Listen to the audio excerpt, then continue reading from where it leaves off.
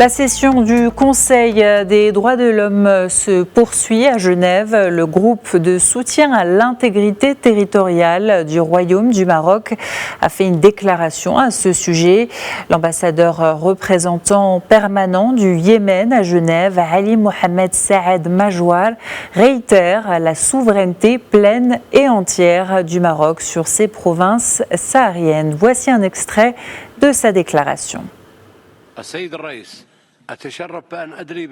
C'est un honneur pour moi de prononcer cette déclaration au nom d'un groupe de 39 États qui soutiennent la souveraineté pleine et entière du Maroc sur ses provinces sahariennes. Le groupe se félicite de l'ouverture par de nombreux pays de consulats généraux dans les villes de Dakhla et Laayoune, qui constituent un levier de renforcement de la coopération économique et des investissements au profit des populations locales, du développement régional et aussi continental. La question du Sahara est un différend politique traité par le Conseil de sécurité qui reconnaît la prééminence de l'initiative d'autonomie présentée par le Maroc comme crédible et sérieuse pour une solution politique définitive aux différends régionaux sur le Sahara.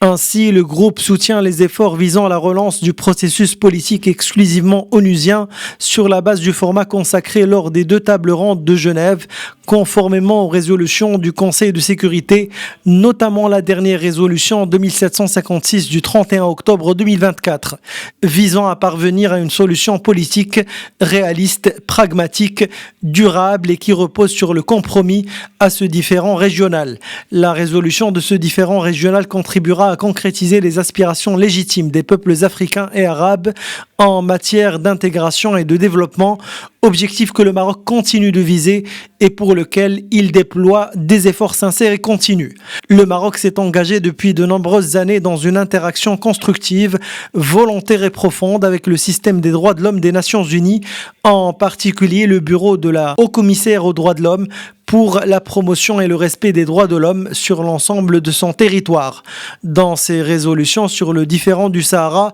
le Conseil de sécurité se félicite du rôle joué par les commissions nationales et régionales des droits de l'homme à Dakhla et Laayoune et de l'interaction entre le Maroc et les mécanismes relevant des procédures spéciales du Conseil des droits de l'homme de l'Organisation des Nations Unies.